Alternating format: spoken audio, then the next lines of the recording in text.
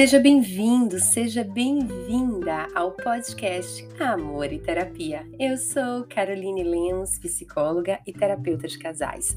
É com muito prazer que eu te recebo aqui, nesse nosso espaço, para falar sobre psicologia de forma leve e tranquila, temas sobre autoconhecimento, autoestima, relacionamento, inteligência emocional.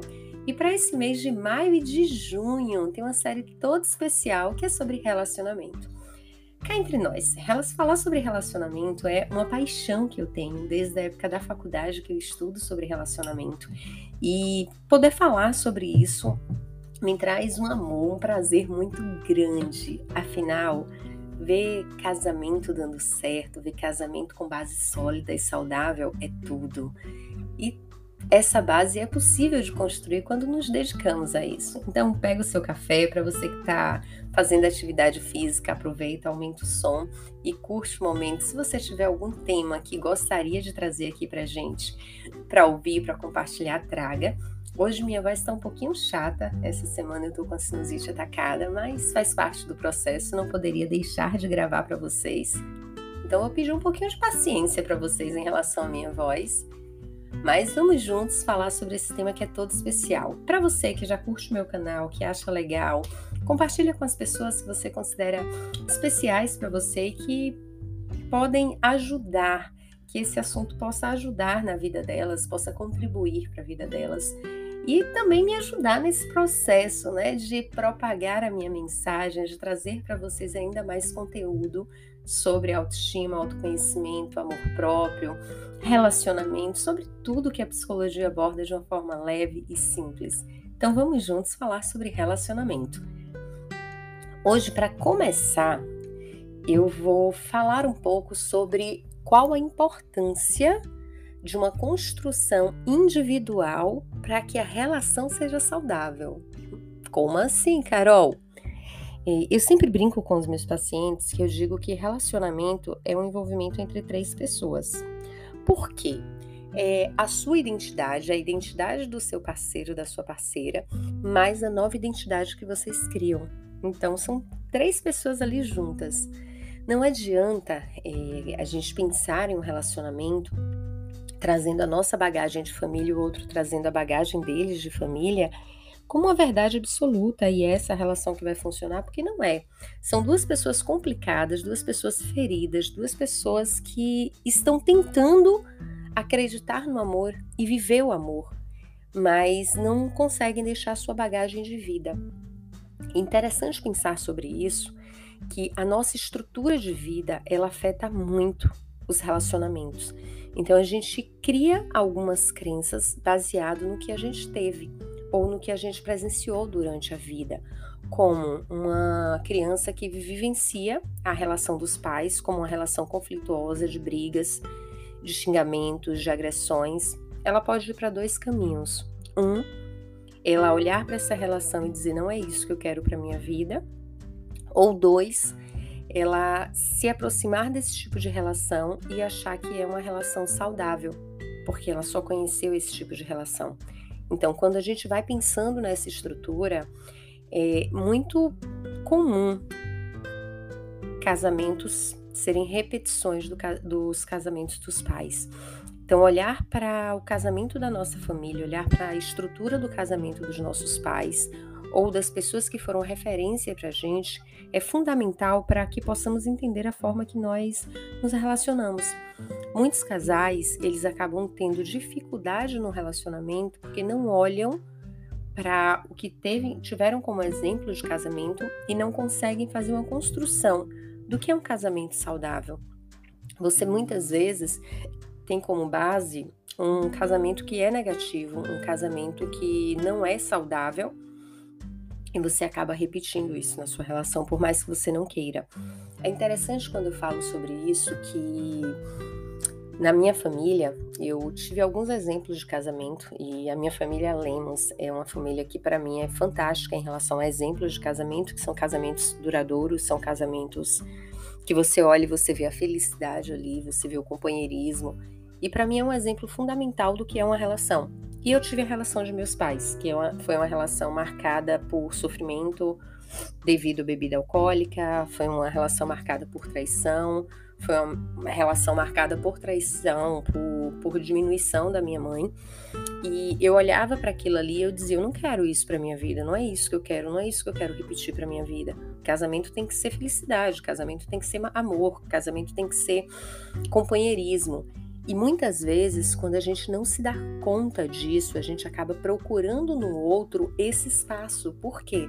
O espaço do meu pai era o espaço que me acolhia. Por pior que tivesse sido o casamento deles, era o que eu conhecia como um lugar de acolhimento.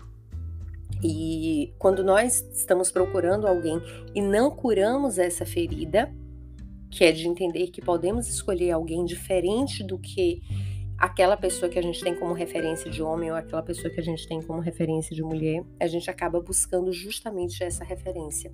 E aí vem aquela frase, eu só tenho um dedo podre, eu tenho um dedo podre.